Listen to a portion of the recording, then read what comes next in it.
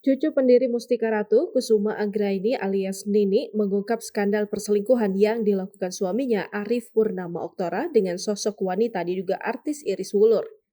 Nini tak hanya mengungkap perselingkuhan saja, sang suami diduga juga melakukan tindak kekerasan padanya. KDRT yang ia terima ternyata terjadi sebelum ia membongkar skandal perselingkuhan sang suami. Kasus dugaan KDRT Kusuma Anggraini yang merupakan cucu pendiri Mustika Ratu, Muriati Sudibyo itu terjadi sebelum ia membongkar perselingkuhan suaminya. Bermula saat Kusuma Anggraini mengunggah rekaman obrolan antara dirinya dan Rami sang putra. Ia bertanya apa yang membuat jagoannya itu lebih bahagia. Rami mengatakan alasannya mengapa dirinya lebih suka orang tuanya berjauhan. Gak mau fighting, ucap bocah tersebut. Kusuma Anggraini lantas meminta maaf kepada Rami.